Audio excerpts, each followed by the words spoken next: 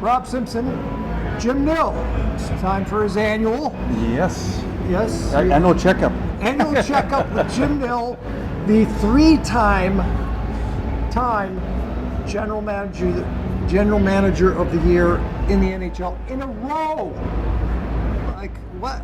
How? Well, appreciate your vote. No, but you know what? I've been very fortunate. I got great people around me, great support staff, do a lot of the heavy lifting for me, and we got a good team here, and so I'm very fortunate. So who's the most expensive payoff? Like I imagine Kenny Howland is a greedy bugger, eh? He probably has he's tough. Been around a long time. Fitzy in New Jersey, Boston guy, he'd be tough. Yeah. Alvin up in Vancouver, throw him a couple kroner, you're good. Everything's good.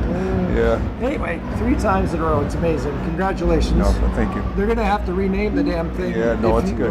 If you win it again. Jim Gregory's very well deserving of the name. He was a good man. Great man. Good man. Love all the, we used to call him Uncle Jim. Yes. At the league office. Yeah, Jim Gregory. All right, your club right now, very, very sound. We're in Seattle tonight. You just came off an 8-3 victory over the Oilers. You got to be feeling pretty good. Yeah, I'm as a general manager, you're always worried, you're always concerned, but I'm pretty proud of what our team and our coaching staff's done. We've had a lot of injuries, and we've been missing 5-6 guys the whole season. Really haven't had our team to start the year, so we're getting points. We're playing the right way, and that's getting us points. And some guys are stepping up at the right time to get us over the hump. Every team, not every team, a lot of teams, 5, 6, 7, 8, 9 guys out of the lineup at a time. Condensed schedule because of the Olympics. We'll get to the Olympics in a little bit, but I mean, are we bothered by this fact that we have this insanity? Well, it is what it is. We worried about it. It's really 2 years in a row now. You go back to the Four Nations condensed schedule. We're going through it again, and it's taxing on the players. But the players, they've adapted to it. We are going to have injuries. That's why we went into the summertime, make sure we had lots of depth, because we knew this was probably going to happen. You know what's really impressive, Jim, is your 3 awards in a row. For one big reason is you and I, right here 3 years ago, you talked about I built for now and I built for the future. You have 4 very strong players that have been in this league, let's say 3-4 years or less. I mean, that's where it's at right now. No, that's like I said. That's I talked about the people around me. Our scouting staff, amateur scouting staff, our development team have done a great job. We're talking about the Jason Robertsons, Wyatt Johnson, Thomas Harley, Maverick Bork. Jake Ottinger hasn't been around very long. So we've got a real good core group here, and we've got another core group just a little bit older than them, and it's really kind of fueled our success. Yeah. How about Jake? He was hot, he cooled off, and he's hot again. And I imagine, again, come back to the Olympics, this is a name we're going to see playing a part for Team USA. Jake's a big part of our team and a big part of our success. He early on, he really carried us. We had a lot of injuries, as I mentioned. Starting the year, new coach, everything else, and he really settled things down. Like everybody, he had a little bit of a bump in the road, but he bounced back from it, and he's been real good for us so far up to now. Team Canada assistant GM. Yes. You let Army have the big job. Yeah, Army's well deserving. Army's done a great job. We got Don Sweeney, Julian Brisebois, Kyle Dubas. We got a good group, and looking forward to the challenge. It's going to be tough. There's great teams. The U.S. team's a great team, and it's going to be a challenge. When we say Army, we're talking about Doug Armstrong, of course, in St. Louis.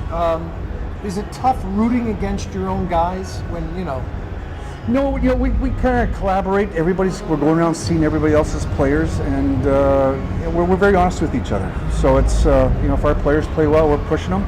If they're not, we're honest about our assessment, and that's where the group's very good. What about rooting against Jake Ottinger when the time comes and all that? That's what I mean. Like, we'll worry about that come February. I'll see if I can expose him somehow. But he's, like I said, he's a great goalie, and it's going to be a real challenge. The Olympics, it's not only the U.S. team. The Swedes, the Finns. There's some great teams there. You have at least one Finn.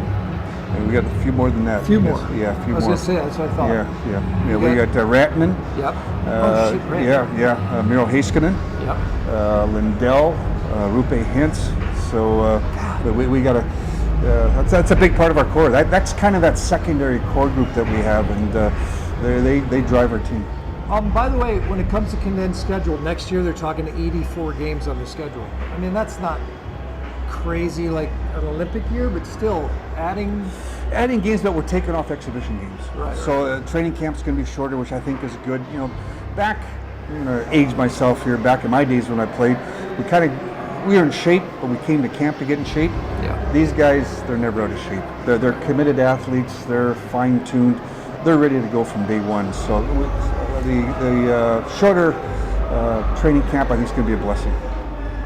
Speaking of back in the day and Olympics again, just 46 short years ago from this coming Olympics, you were a member of Team Canada during the gold medal for USA. Yes. How'd you guys do? We finished 5th. We actually had a pretty good turn. We ended up losing. We were going to the medal round, and we lost to Finland on an icing. The goalie came out to handle an icing, and we got scored against, and that cost us going to the medal round. But we had a good team. You know, we're talking Glenn Anderson, Randy Gregg, Paul McLean. We had a good team. But it's one game shots, and anything can happen. But great event. It was probably the last small Olympic venue in Lake Placid, New York. Yep. And I always tell people too, probably the outcome, the U.S. team winning, probably is the reason I'm down in Dallas. Back then that was 1980. That's the Cold War days. Hockey was big in the Boston, New York, Chicago, Detroit areas. Yep. It wasn't in the U.S. And that kind of started the ball rolling, got people, here's these young college kids that won the gold medal, and it got hockey going, and it's the reason we're now in Florida, Tampa, LA, Dallas, in these markets. Wow, amazing. All right, and by the way, you mentioned Paul McLean. Longtime coach in this league. He was a hell of a scorer. He could score. He's a big man. He could get in front of the net. He had great hands. Great hands. We were drafted the same year. Went to St. Louis together in that, and played an Olympic team together. So. Yep. And then you ended up in the Detroit organization. Detroit together the rest also. is history, and then Dallas. Yes. Way to go. Hey. Always a pleasure. Always a pleasure. Jim Nill, 3-time NHL General Manager of the Year. He's got a hell of a hockey team. We don't know the results yet of this Dallas-Seattle game, but I think with the day off of the entire league on Thanksgiving in the U.S., I think they're going to leave it all out there, Jim. No, it should be a great game, and Seattle's done a great job. They're playing good hockey, real sound hockey.